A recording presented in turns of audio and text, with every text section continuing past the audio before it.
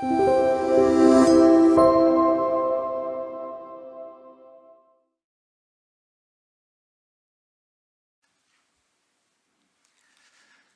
여러분, 안녕하세요.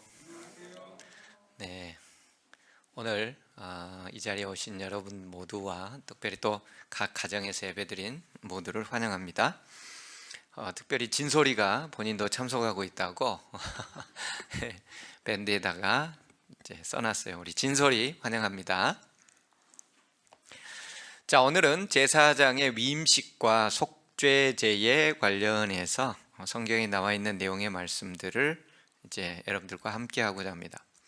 그런데 이제 우리가 지난 화요일 시간에 제사장의 복장에 대하여 얘기를 했는데, 사실 지난 화요일 예배 시간에 인터넷이 안 돼가지고 각 가정에서 드리시는 분들이 전혀 알 수가 없었어요. 그래서 그 내용을 잠깐 복습하고 그 다음에 제사장 위임식과 속죄제로 넘어가고자 합니다. 사실 출애굽기 28장 40절부터 43절까지 있는 제사장의 복장 부분과 29장 대부분에 걸쳐서 제사장의 위임식과는 사실 연결되어 있습니다. 그래서 제사장의 복장을 어떻게 만들 것인지, 그리고 29장부터는 제사장의 그 복장을 입고서 위임식, 이제 제사장으로서 직접 위임받는 임무를 위탁받는 그러한 예식을 행하고, 그 제사장의 위임 가운데에 세 개의 제사가 있습니다. 그 중에 하나가 오늘 배울 이제 속죄제고요. 그 다음에 번제, 그 다음에 화목제.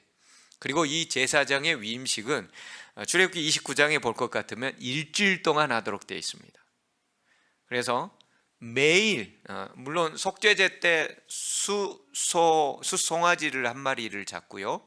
그 다음에 번제 때 염소를 잡고, 그 다음에 화목제 때 또 희생제물을 잡고, 그 다음에 매일매일 속죄제가 진행이 되면서 나머지 6일 동안에도 숫송아지를 잡아서 제사를 지냅니다. 간략하게 얘기하면 왜 이렇게 7일 동안이나 드릴 것 같아요? 그냥 하루 하면 안 되나요? 아니면은 이거 뭐 그렇게 시간이 걸리나요? 소잡고 어쩌고 오전이면은 길게 해도 다 끝날 것 같은데. 제사장의 직무에 대하여 사실 성경에는 왕에 대하여 어떤 복장을 입으라든지, 어떤 실과 어떤 관대와 어떤 뭐 위에 모자를 쓰라든지 그런 내용이 있어요, 없어요? 그건 제사장이 청색, 자색, 홍색, 가는 게 꼰, 배실, 그것을 입으라는 것은 제사장이고, 왕도 어떠한 복장 규정이나 위임된 어떤 것들이 없습니다. 제사장만 그래요. 거기다가 무려 7일 동안이나 위임식을 하도록 하나님께서는 명령하셨고, 그것을 내가 지시한 대로, 내가 알려준 식양대로, 내가 알려준 그 모든 방법대로 하라고 하나님께서는 모세에게 군데군데 여러 번 강조합니다. 절대 인간의 방법이 들어가서도, 하나님이 지시된 사항이 자그만 거 하나라도 어겨져서도 안 된다고 하면서 제사장의 위임식을 무려 7일 동안이나 해요. 매일 숫송아지를 잡아가면서. 우리가 이런 상황 가운데 정확히 딱 한 가지는, 이게 하나님께서 얼마나 중요하게 생각하시는지. 요즘 뭐 일주일 동안 하는 의식이 어디 있습니까? 근데 하나님은 그 많은 비용과 그 많은 시간과 그 많은 에너지, 그동안에 다른 나라 사람들이 쳐들어올 수도 있고 그러는데, 그럼에도 불구하고 하나님은 이 제사장의 위임식을 하라겠는데, 그러기 위하여 제사장의 복장을, 우리가 지난주에 배웠던 것, 제사장의 복장을 한번 복습을 해보겠습니다. 제사장 복장. 자, 여러분들 보기에 대제사장 복장이 어느 거라고요? 우측에 있는 화려한 복장, 에봇, 앞치마같이 생긴 에봇이 있고, 그 다음에 이스라엘의 12지파를 상징하는 12개의 보석, 그 다음에 머리에 관을 쓰고, 그 다음에 여호와께 성결이라는 금띠에 청색 끈으로 묶여져 있는 머리띠를 두르고 있는 것이 대제사장 복장입니다. 그리고 옆에 있는 흰색 반포 속옷이라고 일컬어져 있는 이 복장이 바로 일반 제사장 복장입니다. 그런데 이 일반 제사장 복장, 즉 대제사장 복장도 파랑색 옷 안쪽에다 입는 것이 반포 속옷이라는 거예요. 우리가 생각하는 속옷의 그 속옷이 아니라고 그랬습니다. 안에다 입는 옷에 대한 내용이라고 그랬어요. 그래서 제사장 복장, 일반 제사장 복장이 흔히 얘기하는 반포 속옷이에요. 그냥 성경적 용어를 썼기 때문에 속옷이라는 표현이라고 그랬습니다. 이것을 제가 영어로 하면 반포라는 말은 세마포와 삼배라고 그랬고요. 속옷은 그냥 안에 입는 옷이라는 뜻이라고 그랬고, 영어로는 튜닉이라고 한다고 그랬습니다. 그래서 영어로 튜닉은 우리가 생각하는 그런 속옷의 의미가 전혀 아닙니다. 그냥 코트 안쪽에 입는 옷, 블라우스라든지 아니면 허리 밑까지 내려오는 옷, 그런 뜻이라고 그랬고, 이걸 히브리어로 케토네트라고 한다고 그랬었죠. 케토네트. 제가 이걸 지난 안식일에 몇 분에게 물어봤는데 배우긴 배웠는데 며칠 안 가서 이 용어를 거의 까먹으셨는데, 뭐 기억 안 하셔도 좋습니다. 다 케토네트라고 한다. 반포 속옷이라는 단어를 히브리 언어로 케토네트라고 한다고 그랬어요. 근데 이 케토네트라는 이 제사장 속옷, 제사장 옷, 이 옷은 똑같은 단어가 창세기 3장 21절에 여호와 하나님이 아담과 그 아내를 위하여 가죽 옷을 입혀주셨다 할 때 그 옷이 케토네트입니다. 가죽이라는 뜻은 다르게 있고요, 옷이 여기서 케토네트라고 했습니다. 그러니까 아담과 하와에게 하나님은 케토네트라는 제사장들이 입었을 그 옷을 입혀준 것이지 그냥 아무 가죽옷, 그냥 짐승 가죽옷 정도가 아니라고 그랬습니다. 두 번째, 이 케토네트가 창세기 37장 3절에 요셉이 입었던 채색 옷이 케토네트라고 그랬어요. 그래서 아버지 야곱은 요셉을 그 집안의 제사장, 알록달록 채색 옷이니까 아주 화려한, 즉 대제사장 복장을 입혔고, 그 당시에 제사장은 장자들 계보로 내려가는, 영적 장자들 계보로 내려가는, 그래서 영적 장자권을 요셉에게 준 것으로 저 옷이 상징하고, 근데 고대 근동의 문화도 마찬가지고 성경의 용어도 마찬가지고, 특별히 창세기, 출애굽기는 전부 다 모세가 기록했잖아요. 동일한 단어를 기록함으로써 야곱이 요셉에 대한 특별한 사랑을 한 것으로서, 그래서 형제들의 노여움을 사게 되고 결국 요셉이 이집트로 종으로 팔려가게 되는 그 옷이 케토네트였다고 그랬습니다. 그리고 출애굽기 28장 39절에 바로 제사장이 입는 반포 속옷, 그리고 출애굽기 29장에 제사장 직분 위임식을 위하여 속옷을 입히라고 했을 때 그 속옷 전부 다 케토네트라고 했습니다.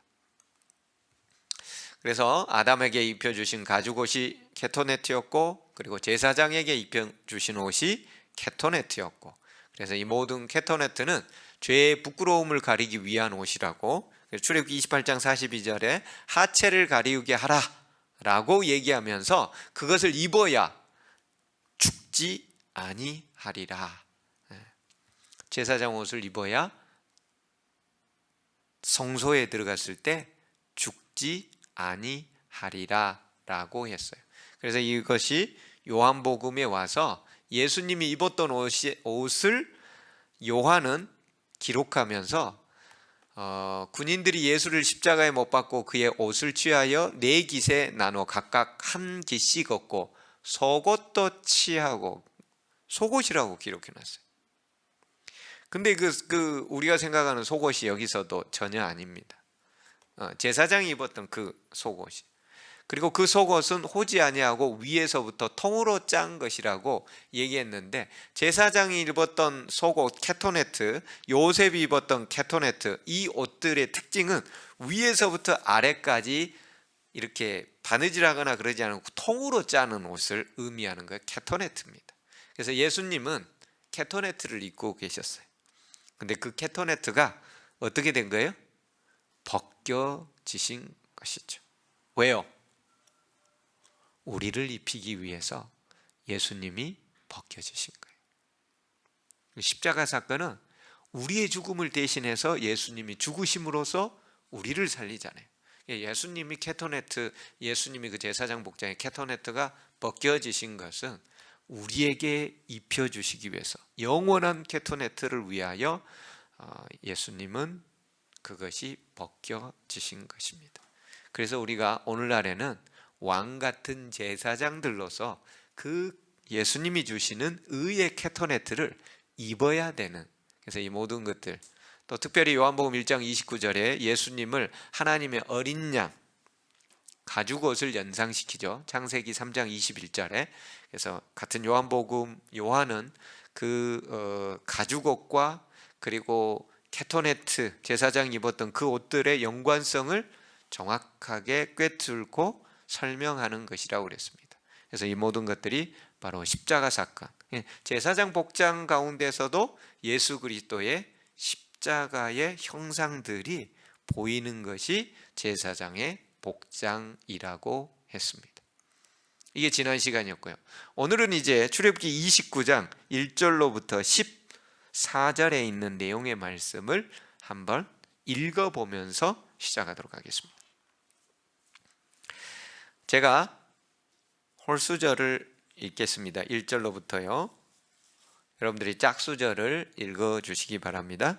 그러려면은 이 앞에 있는 스크린을 봐가지고는 이게 1절인지 2절인지 구별이 안 돼요. 그래서 여러분들이 출애굽기 29장 펴시고 제가 1절 읽으시면 여기 멀리 다 떨어져 앉으셨으니까 오늘은 소리 내서 읽으셔도 되겠습니다.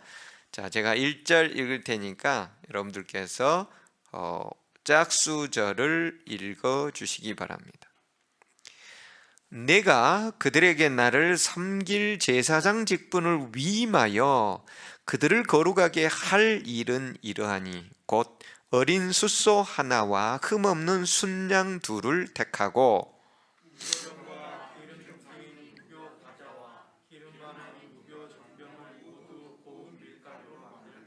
그것들을 한 광주리에 담고 그것을 광주리에 담은 채 그 송아지와 두 양과 함께 가져오라.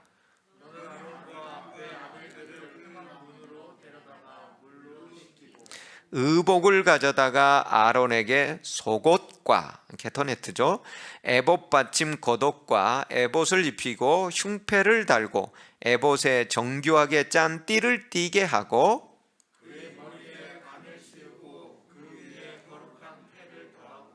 관유를 가져다가 그의 머리에 부어 바르고 아론과 그의 아들들에게 띠를 띠우며 관을 씌워 그들에게 제사장의 직분을 맡겨 영원한 규례가 되게 하라. 너는 이같이 아론과 그의 아들들에게 위임하여 거룩하게 할지니라.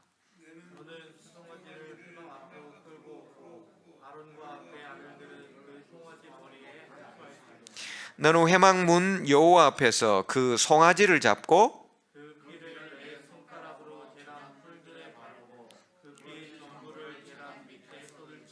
내장에 덮인 모든 기름과 간 위에 있는 거풀과 두 콩팥과 그 위에 기름을 가져다가 제단 위에 불사르고 그 수소의 고기와 가죽과 똥을 짐 밖에서 불사르라. 이는 속죄제니라. 자, 여기 보면은 이제 위임식에 대한 내용들이 나옵니다. 첫째, 뭐 여러 가지 것이 있지만 그 중에 그 무교 전병을 바구리에다가 담아오라고 했습니다. 무교 전병은 보통 뭘 의미하죠? 밀가루로 하는데 거기에 무교, 이스트, 누룩이 들어가 있지 않지요. 그래서 누룩 없는 떡, 누룩 없는 빵. 그래서 우리가 성만찬 예식을 할 때에 먹는 게 이제 누룩 없는 빵, 누룩 없는 떡이잖아요. 그래서 이 모든 것들이 바로 죄가 없는 그런 것들을 상징하고, 두 번째 물로 씻기고, 세 번째 속옷과 에봇 받침과 겉옷과 에봇을 입히고 흉패를 달고 에봇에 정교하게 짠 띠를 띠게 하고, 그러니까 복장을 다 갖추고, 그리고 그 머리에 관을 씌우고 그 위에 거룩한 패를 더하고, 거룩한 패가 뭐였어요? 여호와께 성결이잖아요.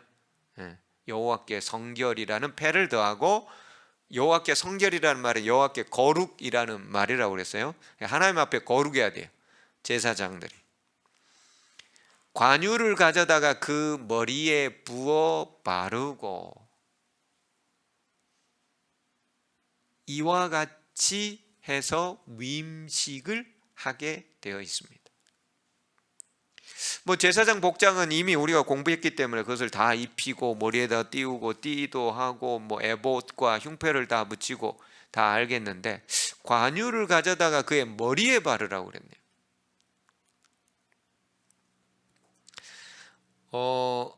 원래 이제 그 제사장을 임명할 때, 그리고 선지자를 임명할 때, 그리고 왕의 대관식을 할 때, 이 세 가지 것을 할 때에 머리에 관유를 가져다가 머리에 부읍니다. 그렇게 해서 그 직책을 수행할 수 있도록 구별하여 드립니다. 뭐 나중에 보면은 관유를 만드는 방법도 하나님이 아주 세밀하게 얘기하셨어요. 이 섞는 것들이 몇 가지가 있습니다. 그리고 그 양도 정확하게 하나님께서는 얘기해 주셔서, 관유 그냥 올리브유 갖다가 그냥 붓는 게 절대 아닙니다. 아주 특별하게 제사장들만을 위하여 구별된 관유를 하나님께서 제작하는 방법을 따로 다 알려주셔요. 그러니까 이 위임식 하나에 얼마나 하나님께서 세밀하고도 정교하게 고안해 내셨고 계획하셨고, 그리고 그것을 모세로 하여금 아론에게 그리고 그의 자녀들에게 행하게 하나는지 알 수가 있습니다. 이렇게까지 정교하게 이 관유를 붓고 이 머리에 붓는 이 의식이 뭐예요? 히브리어로는 이 메샤라고 합니다. 메샤. 그래서 이 말에서 뭐가 나와요? 메시아가 나와요. 이게 헬라어로 가면은 뭐라고 그래요? 그리스도라고 그래요. 이 단어가 바로 그 단어예요. 기름을 붓다라는 단어가 메샤예요. 메샤. 그래서 메시아.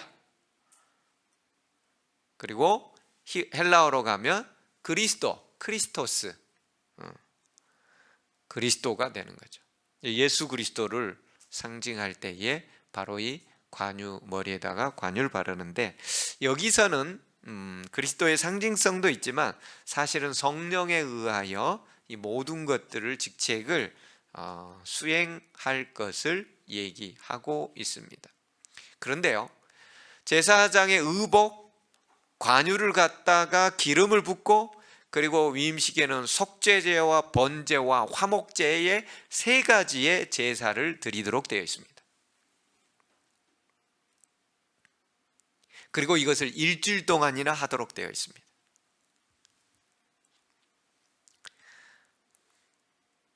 자, 숫송아지를 가져다가, 흠 없는 것으로 숫송아지를 가져다가 직접 잡습니다. 송아지 머리에다가 먼저 안수를 합니다. 속죄제입니다. 속죄제. 송아지 머리에다가 뭘 안수를 할까요? 네? 맞습니다. 죄입니다. 그들이 이제까지 지었던 모든 죄들을 근데 특별히 속죄제에는 이제 나중에 레위기서에 보면은 속죄제에 관련돼서 레위기서 이제 1, 2, 3, 4, 5장까지가 이 이스라엘의 5대 히브리에 하나님께서 주신 5대 제사에 대하여 나오는데, 그 제사들 중에서 이제 속죄제에 대하여 자세히 나오는데,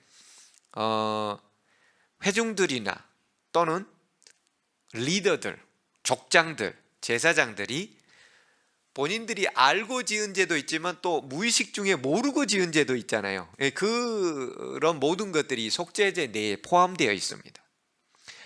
아론과 그의 아들들이 이제까지 지은 죄들을 다 알 수 있을까요, 없을까요? 모르죠, 당연히. 우리도 모르잖아요. 그럴 때 속죄제를 드리는 거예요. 제사장으로 그들이 거룩한 일을 하게 될 때에 특별히 하나님께서 뭐라고 그랬어요? 9절에 보면은 마지막 위임식에 관련된 9절에 보면은 아론과 그의 아들들에게 위임하여 거룩하게 할지어다, 이렇게 되어 있어요. 이 위임식의 모든 것들은 그 제사장 직분을 하게 함에 있어서 거룩하게 구별하는 것에 중점이 두어 있습니다. 그렇기 때문에 이 세 가지 제사를 통하고 이 복장이 완전히 세속과는 구별된 다른 복장에, 그리고 제사를 일주일 동안이나 드려가면서 이들을 거룩하게 만들기 위한 예식이 되는 거예요. 그 머리에다가 그들이 이제까지 알고 지은 죄, 모르고 지은 죄 전부 다 송아지 위에다가, 숫송아지 위에다가 안수를 합니다. 그리고 그들이 직접 잡습니다. 그리고 그 피를 네 손가락으로 제단 뿔에 바릅니다. 제단이라는 것은 번제단입니다. 번제는 태우는 거죠. 그래서 성소에 있으면은 성소 안이 아니라 뜰에 번제단과 물두멍이 있었잖아요. 그래서 그 번제단의 뿔은 어디에 있냐면 내 모서리에 있습니다. 내 모서리에 밖을 향하여 있어요. 그 뿔에다가 발라요. 제가 사진을 다 구글에서 검색을 해봤는데 손가락으로 뿔에다가 바르는 사진을 제가 구하지를 못했어요. 이 붓으로 이제 바르는 사진들은 있던데 손가락으로 직접 제단의 뿔에다가 바르는 것은 없어요. 왜 제단의 뿔에다가 피를 바를까요? 다 이게 연합, 간합하심 또는 구원, 능력의 하나님이 뿔은 구원과 능력을 상징하기 때문에요. 그래서 그 뿔에 바름으로써 그 하나님께서 그 능력의 팔로서 간합해 주시기를, 연합해 주시기를. 그리고 내장에 덮인 모든 기름과 간 위에 있는 커플과 두 콩팥과 그 위에 기름을 가져다가 제단 위에서 불사릅니다. 속죄제는 숫소를 태워서 제사를 지내는데, 여기서는 분명하게 아까 이제 안수를 하고 직접 잡아서 뿔에다가 번제단 뿔에다가 피를 바르고, 그 다음에 이제 두 가지 특징이 여기에 더 들어갔는데, 그것은 내장과 관련돼 있는, 즉 기름, 간 위에 있는 커플, 콩팥, 그 위에 있는 기름 가져다가는 번제단 위에서 불사릅니다. 그런데 번제단 위에서 내장과 연관된 것은 번제단 위에서 불사르는데, 그 숫소의 고기와 가죽과 똥은 짐 밖에서 불사르라. 이는 속죄제니라 그랬어요.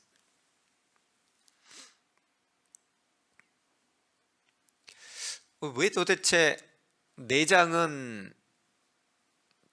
번제단에서 불사르고 고기와 가죽과 똥은 짐 밖에서 불사르라고 했을까요?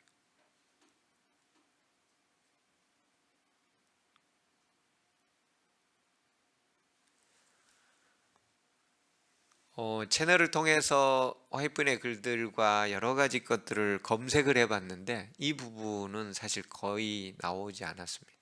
간략하게 제사 제도의 전체적인 것들만 얘기해 놓고, 근데 이제 정확하게는 기름 섞인 그 내장과 내부 이런 모든 것들을 왜 번제단에서 들으는지에 대한 그 학자들의 뭐 여러 가지 의견들이 분분해 가지고 여러 가지 달라 가지고 그것에 대해서는 뭐 그냥 이게 중요한 부분이었다.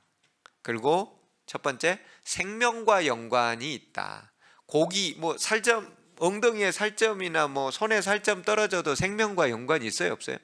가죽 좀 찢기고 그래도 생명 연관이 있어요, 없어요? 하지만은 간이나 콩팥 이런 거 없어지면요,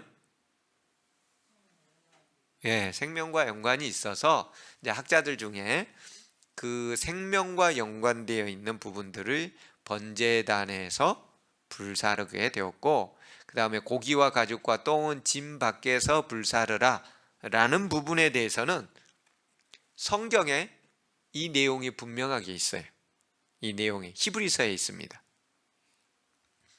이는 죄를 위한 짐승의 피는, 히브리서 13장 11절 12절입니다. 대제사장이 가지고 성소에 들어가고 피는 그 육체는 영문 밖에서 불사른다.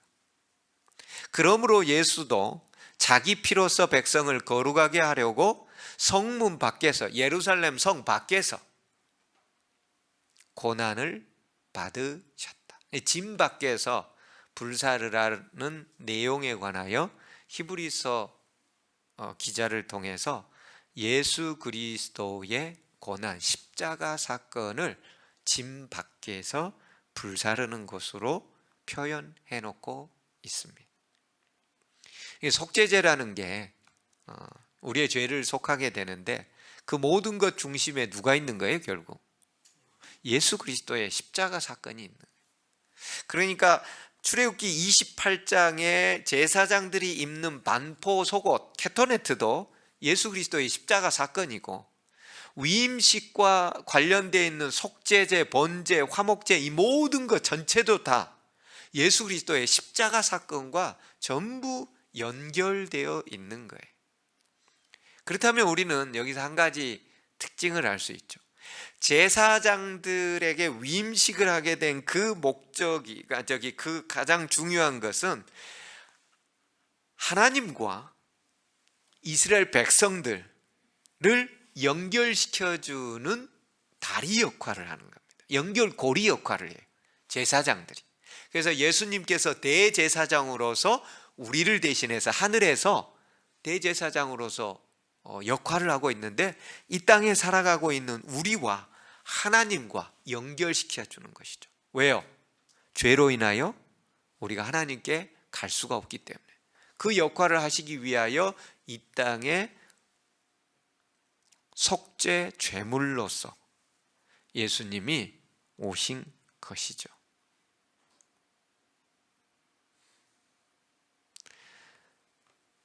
그런데 제사장들을 거룩하게 만들기 위하여 일주일 동안 이렇게 매일 수송아지를 잡아가면서 이 모든 의식들을 행해야 했던 것입니다. 우리가 가진 죄들이 얼마나 많은지, 두 번째, 하나님의 제사장들로 살아가기 위하여 우리는 얼마나 거룩성을 가지고 살아야 되는지, 그리고 그것이 전혀 세속과는 구별된 백성의 모습을 어떻게 보여줘야 될지를 이스라엘 백성들이 저 짐 밖에 있으면서 다 그것 하나하나를 보고 있는 거예요. 제사장은 이래야 된다는 거예요. 제사장은 거룩해야 된다는 거예요. 왜냐하면 예수 그리스도를 표상하고 있고, 거룩하기 위해서는 우리가 예수 그리스도의 보혈로 말미암아 예수님이, 하나님이 이 땅에 인간의 모습으로 오셔서 대신 죽어감으로써만 우리가 거룩함을, 의의 옷을 입고서 칭의를 받고 거룩한 존재로 비춰지는, 케토네트 입는 그런 상황이 되기 때문에 이것이 너무나도 중요한 의식이라는 것을 이스라엘 백성들은 일주일 동안 그 모든 광경을 통해서 보면서 자신들을 준비하고, 또 제사장들도 그렇게 준비된 삶으로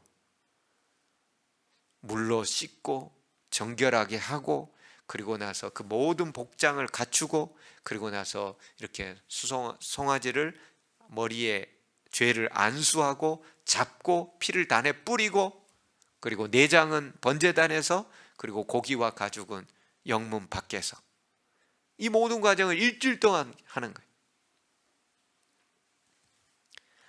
이런 예식을 통해서 제사장의 직분이 얼마나 하나님께서 귀하게 여기시는 직분이며, 두 번째, 그 모든 것에 예수 그리스도가 중심이 되어 있다는 것을 이스라엘 백성들이 오랫도록 기억할 수 있도록 이런 위임식의 과정들을 거치고 있다는 것이죠.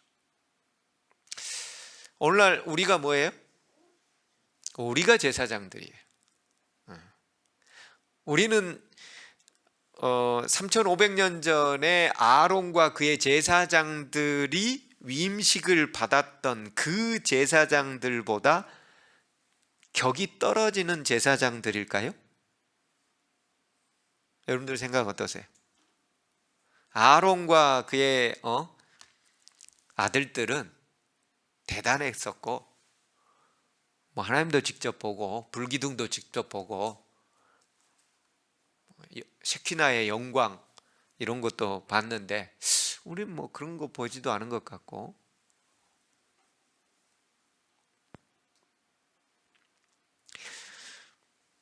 우리는 이 시대에 하나님께서 부르신 제사장들로서 전혀 격이 떨어지지 않습니다.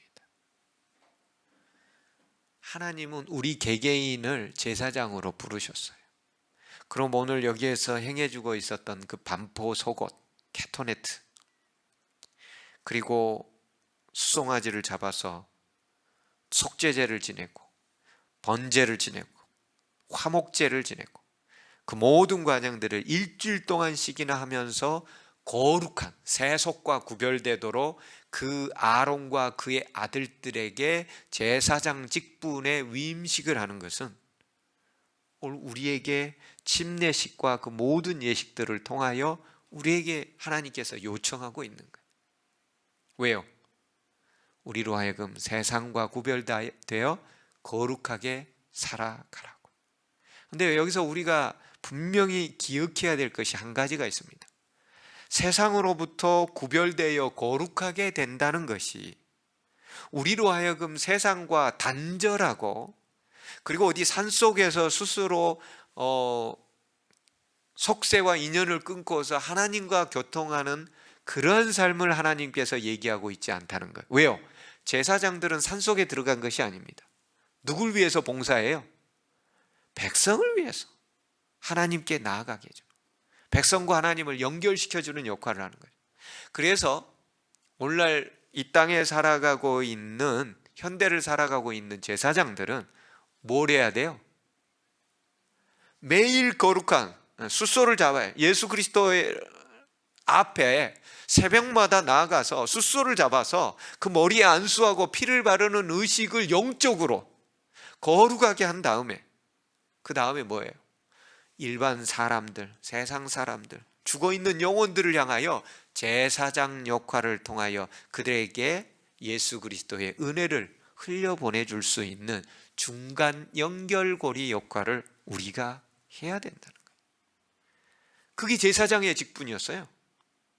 제사장의 직분이 홀로 그냥 산속에 들어가고 어디 시골에 적절히 들어가서 예수님을 맞이하는 것이 제사장 직분이 성경에서 절대 아닙니다. 그래서 예수님으로부터 그런 제사장 직분을 위임받았던 예수님의 제자들 보십시오. 사도 바울을 포함해서 11명, 12명의 그 제자들 보세요. 거룩하게 성경 연구하기 위해서 홀로 살았던 사람이 있나요? 말씀만을 깊이 연구하기 위해서 산속으로 들어갔던 사람 있나요?